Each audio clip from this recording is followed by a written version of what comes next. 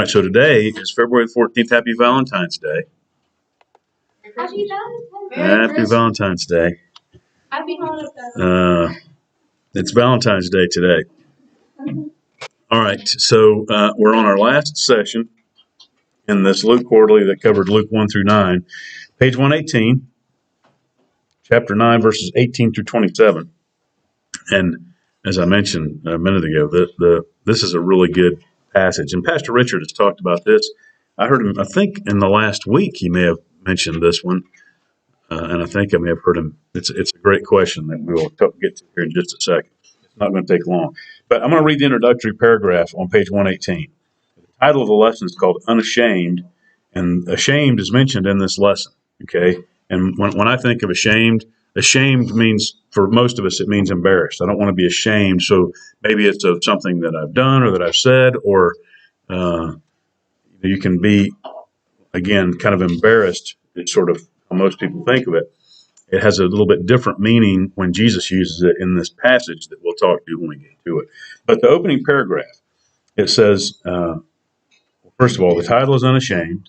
The subtitle says, Jesus expects his followers to forsake all else for him. And that's sort of the key of where he's talking about in this lesson. There's two parts of the passage today. So the introduction says, some people prefer to follow Jesus from a distance.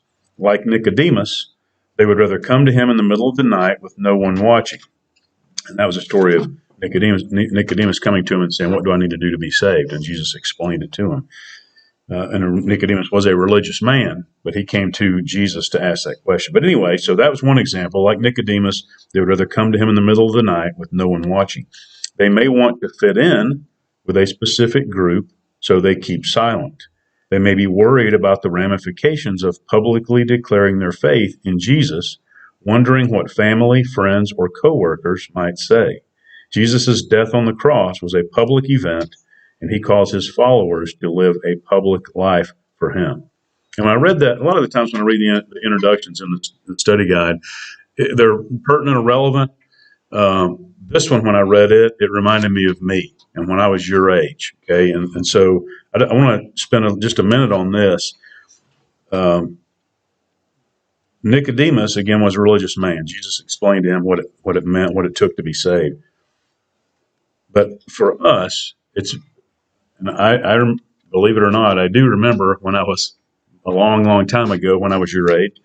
I grew up in this church. You all know that.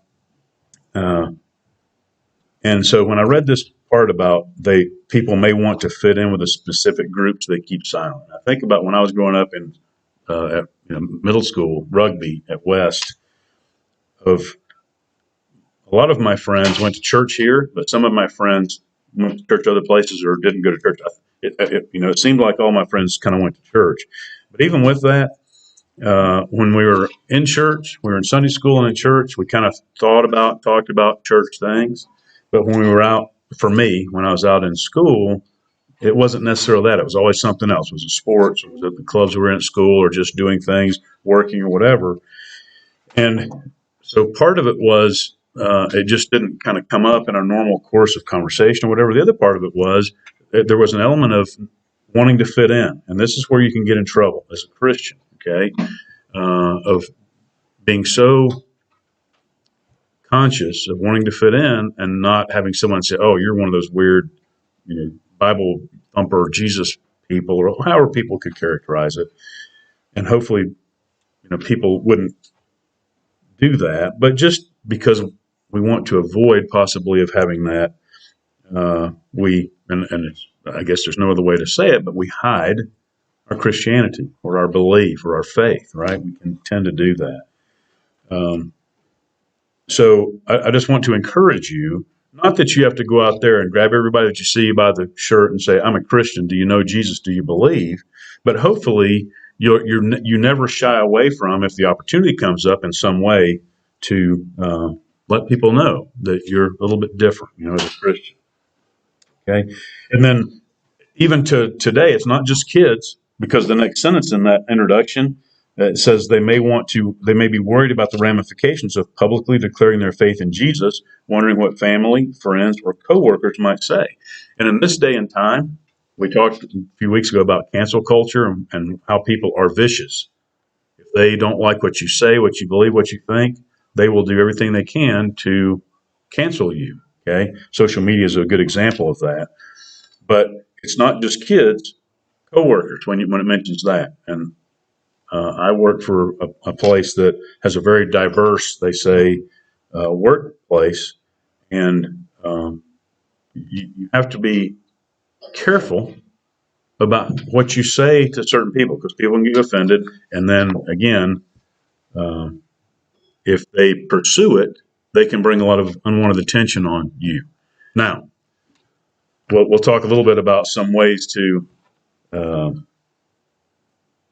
get your message out there without necessarily being sort of in your face in a few minutes. Okay, so that with that introduction, now let's look at the lesson for today on page 119. It kind of gives an overview of Luke chapter 9. There's 62 verses in that chapter. It's a very long one.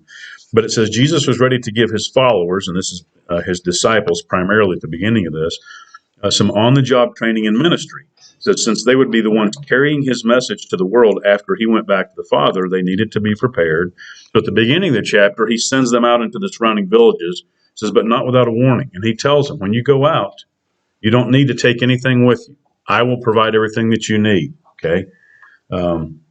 Says he got the attention of some powerful people, including King Herod.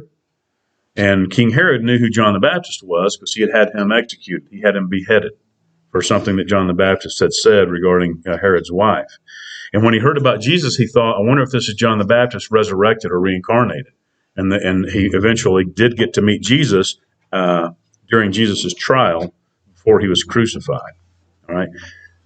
So where we are now is after the disciples had gone out into the villages, Jesus says after their ministry in the villages, he took his disciples away to a quiet location for rest and retreat, but the crowds followed them. Once he saw the crowd's desperate need, he began teaching them. He also used a small boy's lunch to feed a large crowd, which numbered at least 5,000 men. So you remember the first incident of the fish and the loaves and the fishes. 5 loaves and 2 fish. He fed 5,000 men, and the crowd obviously included women and maybe some kids too. So that's a big deal. And it wasn't long after that. People don't really remember or hear about the second miracle of loaves and fishes, but he also did that again. He fed 4,000 more men a second time, with the women and children too. Now, it says, finally, after some time alone, Jesus instructed his followers about what it truly meant to be his disciples. And that's where we're going to be today. So the verses are Luke chapter 9, verses 18 through 27. So let me just read that, and then we'll kind of talk through those. All right, so starting in Luke 9:18, this is King James. You can follow along on the board, or if you have a different Bible that you want to follow along with, you can. It says, and it came to pass, as he was alone praying. So it starts out, Jesus was praying alone. And then after that, his disciples were with him. And we'll come back to him praying alone in a moment. But it says, and it came to pass, as he was alone praying, his disciples were with him. And he asked them, saying, whom say the people that I am? They answering, so this is his disciples, they answering said, John the Baptist. But some say Elias, and others say that one of the old prophets is risen again. He said unto them, but whom say ye that I am? Peter answering said, the Christ of God. And he straitly charged them and commanded them to tell no man that thing, saying, the Son of Man must suffer many things, and be rejected of the elders and chief priests and scribes, and be slain, and be raised the third day. And he said to them all, if any man will come after me, let him deny himself, and take up his cross daily, and follow me. For whosoever will save his life shall lose it. But whosoever will lose his life for my sake, the same shall save it. For what is a man advantage if he gain the whole world and lose himself or be cast away? For whosoever shall be ashamed of me and of my words, of him shall the Son of Man be ashamed when he shall come home in his own glory and in his Father's and of the holy angels. But I tell you of a truth, there be some standing here which shall not taste of death till they see the kingdom of God. So there's the verses, and again, there's 2 separate parts in this that we'll cover here as we go through it. All right, so you've seen the introduction of how they got to where they were. He had sent the disciples out to the villages, telling them, don't take an extra pair of shoes, don't take any money, don't take any food, because I'll provide for you. And they learned that that was right. And Jesus gave them powers. They were able to heal people. They were able to teach. And that's what they did. All right, so let's see here. The first thing, I'm on page 120 now as we get into the first couple of verses, 18 through 20. So we talked about Jesus had been spending time praying in private. That's the first part of verse 18. It came to pass as he was alone praying. And the significance of this, it says, Luke noted that Jesus had been spending time praying in private. Luke often showed Jesus in prayer prior to key decisions or major events. And that's something that we can all carry with us. There's the first lesson for carrying with us today. That if something big is coming up in your life, that I would say that it should be hopefully a normal thing to pray about. Okay, small things, big things, to just take a moment to pray. And I find myself, depending on what's going on in my life, praying throughout the day, even if it's just wow, thank you, Lord, for letting me see the sunshine. When it's been kind of dreary again for the last several days. Supposed to be raining for the next few days. Just little things, those God sightings, right? What a beautiful day. Thank you for that. For the miracle of a, beautiful little girl that was born 2 weeks ago, healthy. Charles' brother was telling us last night about someone, I think, in his church, who's the grandparent of someone who had a baby boy that was within a day or two of our granddaughter being born. And that baby, when he was being born, because he was so big, the last thing born, actually, he breached? Okay, so because he was so big, this young lady started having her baby, and because he was so big, she had a hard time, him passing through the birth canal. And so when it's time for a baby to be born, that's God's way of saying it's time, because obviously when you're in the womb, you're not breathing air and oxygen, right? I mean, your oxygen is provided through the umbilical cord, through the mother, right? That's what that is. It's providing food, nutrition, oxygen. Because it took so long for this baby to be born, there were some issues of a lack of oxygen, okay?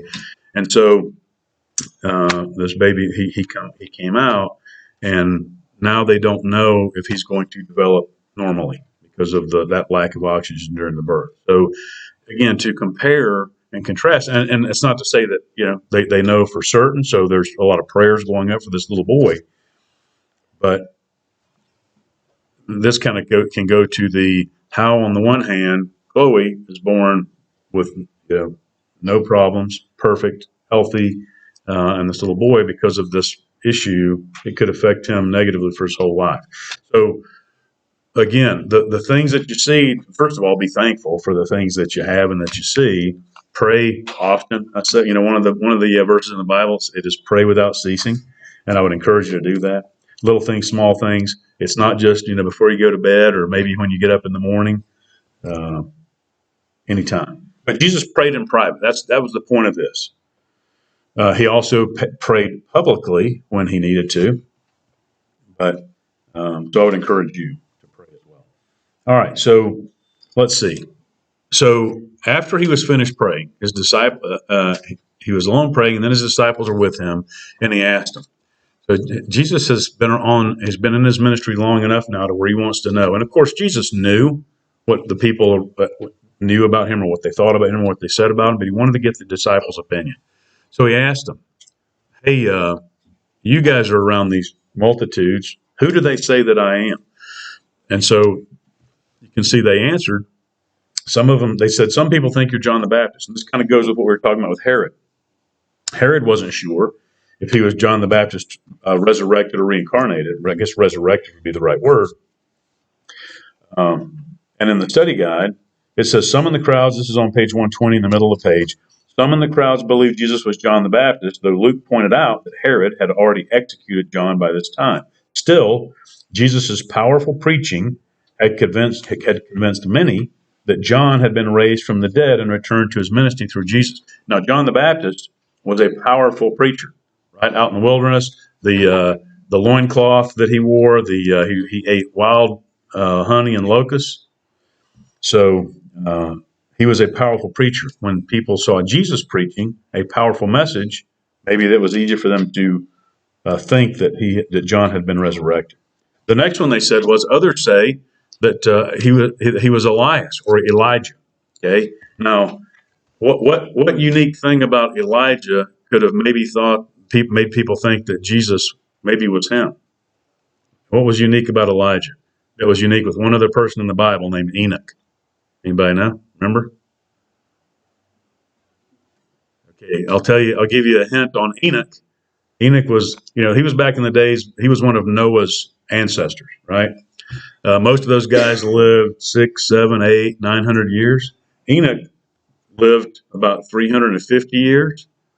And then he was out walking with God one day, and then Enoch was not on the earth anymore, right? Like the pastor likes to say, he visualizes Enoch walking with God, and God saying, "Hey, Enoch, it's time to go home, and we're closer to mine than yours. So why don't you just come with me?" Enoch did not die, right? Elijah, how did he go? Flaming chariot came down and took him straight on up. Okay, so Elijah had not died. So perhaps when people hear Jesus this message, and he was knowledgeable about the Bible or about the scriptures, not the Bible, there was no Bible then. He was knowledgeable about the scriptures, powerful message. So maybe it was natural for people to say, maybe this is Elijah come back, because Elijah never died. All right, so that could explain the Elias or Elijah part. And then finally, it says others say that maybe he's one of the old prophets that has risen again. And the study guide says, Pastor Richard has talked about this many times as well. Between the Old Testament and the New Testament in the Bible, timeline-wise, it's about 400 years. So for that 400 years approximately, apparently God had not been speaking to his people through prophets, which is how he used to do it, through visions, dreams, or prophets, or however God would speak to his people. For about 400 years, he hadn't spoken to people, which that would be, especially for people that were used to somebody, prophets, religious people, bringing God's message. Because, of course, there were still the Pharisees, the scribes, the Sadducees, but apparently they had gone far enough away from God's message that the people just weren't getting anything out of it, okay? So it says in the study guide, after 400 years of prophetic silence, the people may have believed that Jesus was a prophet for their generation. Now, the study guide says, while Jesus certainly was a prophet, Jesus was a prophet, right? He was able to tell the future, and he did. One of the passages in Matthew is when they said, "How will we know that the end times are near?" Jesus told them, "Here are the things that you're going to see that will tell you that the end is coming." All right? So it says he was certainly a prophet, but this designation did not fully describe his identity or mission. He was a prophet, but he was much, much more, right? He was the one, the only, the living Son of God who was man and God at the same time. All right. So his disciples told him, "Here's who the multitude think you are. Here's some of the things that they suggest maybe you are." And so Jesus now looked at them, and he said to them collectively, so you're 3, 6, 7, 8. Imagine 4 more of you all here as Jesus' followers, his disciples. And Jesus said, "Okay, but so that's who the people think I am, the multitude. But who do you say that I am? Who do you think that I am?" And of course, Peter, who was never one to be shy about his faith, with the exception of one night, Peter was very shy about his faith when 3 times he denied Jesus the night before he was crucified, right? Otherwise, Peter was very vocal in praising, supporting Jesus. So Peter spoke up in verse 20. Peter answering said, "The Christ of God." In the study guide, which is CSB, it says, "But you," he asked them, "who do you say that I am?" Peter answered, "God's Messiah." So Christ, remember, we say Jesus Christ, right? Well, that's not his name. His name was Jesus, or Emmanuel, which means God with us. Jesus Christ is his name and his title. Christ means Messiah, okay? So Peter says, "The Christ of God" in King James, and CSB, God's Messiah, which that word means the same thing. So Peter knew who he was, gave the correct answer. The answer that Jesus, I'm sure, had hoped to hear, because that tells him that his followers, his disciples, his core group, understood exactly who he was, that he was not just a prophet, not just a good man, not just a good teacher. He was all those things. He was the Messiah. Okay. That person that had been prophesied coming long down the line. So that was a good answer. Now that he's clear that they understand it, he gives them some instruction in the next couple of verses. Verse 21, and he straightly charged them and commanded them to tell no man that thing, saying, the Son of Man must suffer many things and be rejected of the elders and chief priests and scribes and be slain and be raised the third day. So he tells them in verse 21, commanded them to tell no man that thing. He confirmed that they knew who he really was. And then immediately he said, he commanded them, don't tell any man that. Don't tell anybody who I really am, which seems kind of odd. Why in the world would he? I would think that he would be, happy. Proud is maybe not the right word. I think of it in terms of a parent when their child confirms to them that they've learned something, that they know something, how proud a parent would be. So I think of it in that context that Jesus was probably happier and proud that Peter answered that way. But so think about, why would he tell them, I'm glad you know that, but don't tell anybody that. Here's what the study guide offers as an explanation for that. Let's see. Well, first of all, before I go to that, one last thing. We've talked about this before. In the previous verses, when he asked who the people say that I am, and they gave him those answers, on page 121, it says the people's misunderstanding of who Jesus was might be traced to their misunderstanding of the messianic role, or the role of the Messiah.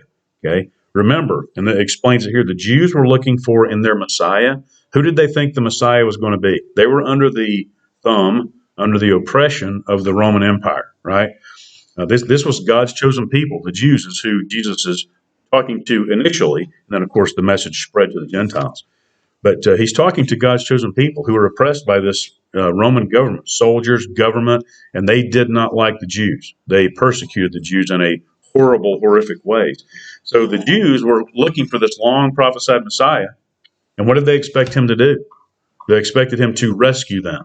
They expected him to come as a conquering king and restore God's people to their chosen place as God's favored nation, and maybe to rule the world. Who knows what exactly they thought God was going to do for them as his chosen people. So this might explain their misunderstanding. It says the Jews were looking for a military leader who would overthrow Rome and create a new Israel. Jesus, though, was not that kind of a Messiah. He had come to set people free from sin, not from a Roman dictatorship. So that's the difference. And that's why a lot of people rejected him, didn't believe it, who he was. So again, that could help explain why they misunderstood who he was when Jesus asked, who do the people say I am? So now back to him commanding them. I'm glad you know who I am, but don't tell that to any man. On page 122 now, it says Jesus wasn't trying to hide his true identity. Jesus certainly, in the later verses, when it talked about being ashamed, Jesus certainly was not ashamed of who he was, and he would never try to hide his identity. However, it says he simply knew that not everyone was ready to hear and respond to the truth. Okay? So perhaps this is why he did not want them to tell people who he was. All right, now, another possible reason is it says, in addition, any public proclamation of Jesus as the Messiah, if you think about it, Jesus never proclaimed to the people exactly who he was. When he was on trial, people asked him, "Who are you?" And he would say, "Who do you say that I am?" They would ask him, "Are you the Messiah?" He would say, "You say that I am." So there was a point at the end of his trial when he did say, "Yes, I am." But it says any public proclamation of Jesus as Messiah could create tension and potential conflict with the Roman authorities, because the Romans, they didn't care for the Jews at all. And they certainly, if they thought that there was a Messiah, a ruler, a leader coming to perhaps free them from under Roman rule, just like Pharaoh was back in Egypt, he was greatly offended that Moses came and said, "My God tells you through me to let my people go." And Pharaoh said, "No way, bud." Okay, and persecuted them. Remember, he took away their straw, so it made it harder to make bricks. if Jesus was publicly proclaimed as Messiah, perhaps the Romans it says, could create tension and potential conflict with the Roman authorities. Not that Jesus was afraid of that. It says obviously the Romans would play a role in Jesus' crucifixion. But here's the key. Those events would happen according to God's timing and his plan. Okay? Jesus was going to die. He knew he was going to die. He had to die because a blood sacrifice was required for the sins of the world. All right? But it's on God's time. He didn't want the Romans to take things into their own hands too soon. All right. Now, he did say, though, in verse 22, here's one of the reasons why I don't tell the men that, or tell people who I really am, because here's what's got to happen to me. And it says in the study guide 3 times, Jesus explained to his disciples what had to happen to him. And here's another example. The Son of Man, describing himself, must suffer many things and be rejected of the elders and chief priests and scribes. This is talking about within his own religion. He has to be rejected by his own the leaders of his own religion, and be slain. So he knew he was going to die, but then be raised the 3rd day, which obviously came true. So, and he's a prophet, and he knew it was going to happen, and it did happen. Okay. All right. The last part on the study guide about that, verse 22, says that Jesus emphasized that this suffering was necessary. It was not an accident or a tragedy. It was fulfillment of God's plan for salvation. So he knew it. God had prophesied it, and it had to come true. Okay. Y'all, you need to go practice? Okay. Well, thanks. I'll finish up here quickly. All right. Now, here's what he tells them after that. So here's part 2. He says, now, for all of you that believe in me, here's what you must do if you are my follower. And this is important because this applies to us today. And I want to put it in proper context. In verse 23, let's read along with me. It says, if any man will come after me. So if you want to follow me, be my disciple. Here's what you have to do. Let him deny himself and take up his cross daily and follow me. Now, does Jesus expect us to deny ourselves as in, don't you expect to be poor, expect to have nothing? Is he saying that literally you've got to carry a cross around with you and follow me? Obviously not. But he goes on to say, whosoever shall save his life shall lose it, but whosoever will lose his life for my sake, the same shall save it. So he's telling them, as his followers, they would need to deny themselves. Their own ambitions and desires would need to be shelved in favor of Jesus' demands. So you can have ambition. You can want to be successful in school and life and everything that you do, right? But first in your life, and this is my prayer, every morning before I read my Bible, I try to say it to the Lord, let me today put you first in my life. You first, right? My family second, my country, my friends, after that. I mean, there needs to be a hierarchy of what's important to you every day. And if you will remind yourself of that every day, it helps you as you go out in the world. When you start driving, that person cuts you off, or that person's mean to you, or whatever it is, that before you react as a human tends to want to react, if you ask God, Lord, help me today to put you first in every thought and every word and everything that I do. And maybe during the day, refresh that, remind yourself. That's what he's saying. Put me first. Deny yourself, okay? Every day. You take up your cross every day. That's what you need to do. So it's important to try to consider that. All right? Why? Because every person that will save his life shall lose it. So if my life is only about me, I may have a great life. I may be Jeff Bezos and be the richest man on the planet, okay? And there's nothing wrong with being ambitious. No, Bezos is still the richest man on the planet. Musk is second. That's right. Now, if Jeff Bezos and Elon Musk, who is a successful but kind of wacky guy, if they're not saved, and they're the richest, and I'll whichever one of them is, and I'll confirm it, but I'm pretty sure that it's okay. All right, but regardless, okay, let me just say that. Okay, Elon Musk is the richest guy. Bezos is second. Now, if they're not saved on the day that they die, what do they have? What did those hundreds of millions of dollars mean to them? Nothing. If they put it in their coffin, when they put them in the ground, does it mean anything? No. And that's the whole point of this, right?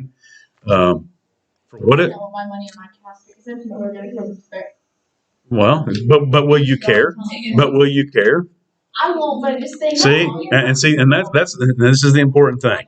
Your life, hey guys, listen. Life on this earth, as it said in the Bible, is a vapor. Think about a vapor. Whether it's someone vaping this cloud, or if it's you breathing on a cold day, this vapor that comes out of your mouth. What happens to it? It dissipates. It goes away very quickly, right? This life, even if you live 60, 70, 80, 90, 100 years, it's that fast, right? And when it's over, it says in verse 25, it's perfectly said, for what is a man advantage? What does a man gain if he gains the whole world? He's a billionaire, multi-billions of dollars, and lose himself or be cast away. It's worth nothing. Okay? Now, in verse 26, here's the ashamed part. And I want to make sure we hit this before you guys have to go. For whosoever shall be ashamed of me and of my word. So back to that ashamed thing. Have you ever, has everyone been ashamed at some point in their life? Ashamed of something, embarrassed or whatever? Of course, everyone has. Now, that's not what this is saying. For everyone who is ashamed of me, and what this is for everyone who rejects him.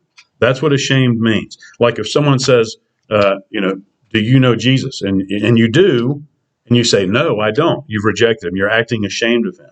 And that's not just with your words, but as I talked about earlier, with your actions. Trying to fit in. Be very careful about that. Everybody wants to have their friends, their group, but do not let that take you down a path of doing things that, Jesus himself, if he was standing there with you, wouldn't approve of, right? So be careful with that. For whosoever shall be ashamed of me and of my words, and this is what convicted me years later in my life, of looking back, I'd always claimed I'm a Christian, right? That when I look back, how many times did I do things that were not Christ-like? Because I didn't want somebody to go, oh, you don't want to go with us and do this? What's wrong with you? Wrong answer. Okay, be stronger than I was. She's always been very firm in her conviction and her beliefs. She just said, no, I'm not going to do things like that, whatever. That's the model of how people should be. Okay. She slipped, she has her moments, but what I'm saying is my observation, my witness of her is that she was very strong in her conviction. Okay. There are things that she just would not do. Okay. And think about things like, again, drinking, language, how you act, the things that you do. All right. All right. So it says, whosoever shall be ashamed of me and of my words, of him shall the Son of Man be ashamed. So if you're going to deny me, I'm going to be in heaven one day. And I hope to see all of you there. But if you deny me, I'm going to deny you. All right? That's the bottom line. So let me show you one thing. Elon Musk became the richest man at 185 billion. Just as an example. What? Say it again. Elon Musk became the richest man at 100. That's over 50 billion more than Jeff Bezos. What does that say? Who is Jesus to you? Right? I may see if I can put together a little sign-up sheet and see who might want one of those. Mandy Mandy got that sticker and put it on her car, and I loved it. So I think they make different colors. All right. Thanks for your attention. Go practice and sing well. And do not be ashamed. You don't want to sing some? No. Now, I told you, your dad has ratted you out and said you're like a songbird. Oh. Okay, well, I tell you what, I think that was the end of the lesson. So, forgot to see if anybody wanted a book. I'll just put books out on the table. Questions, comments, any surprises there? You know this, right? You've seen this, you've heard it, you've read it.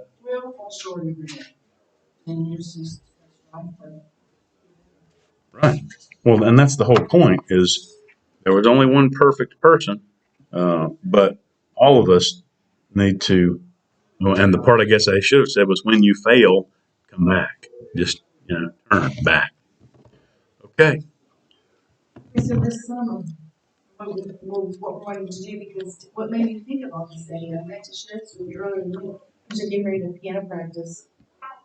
Debbie Ford asked me, they were coming back to the church today, and she was saying, are you doing this summer? I really want to get Donovan and Jimmy and involved in the church and stuff, and I said, well, I don't know. Normally they went to camp, So last year we went to the park and we may try to do that again because they all have their passes and it would be not so. If everybody can find their pass, yes. Yes. You know where yours is there, girly? Good for you. Yes, and so, may have to buy a couple of them, I was just thinking it might be something that's expensive. As far as earning money for it, Well, it wasn't inexpensive. no, that was, I know, but we had to buy all those tickets, and so I'm saying, if we don't have to buy all those tickets, and you The stay. tickets was a relatively nights. small part, but yeah. 3 nights in the hotel, Yeah. 4 nights. Maybe Still need to earn some money. we do, and I was thinking about that because people don't want to do the meals anymore because of COVID, but, like Ed can hit up the kids going to mowing grass, and so there's a sign up sheet in the church that they would want to do, and it's by donation. We give a donation for that. And then we could do, like, if people sign up, they wanted a meal delivered. Then all of us could make a meal, the girls and I can make a meal for somebody for a donation, It'd be a way to earn money. And if we earned enough, then maybe that money can pay for everybody's food while we're there. Well, I mean, at a typical meal down here, you remember how much money we would get? Mm-hmm. You know how long it takes to make $600 mowing grass at $30 or $40 a Well, pop? you can ask if you can do a meal. And the problem is there's no more.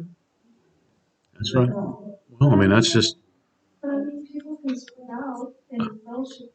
They don't have And- to and- sit and I do want to do things like that because I want to have the kids involved in wanting to to earn the money. help to earn the money, right? Yeah, and that money, like I said, can maybe be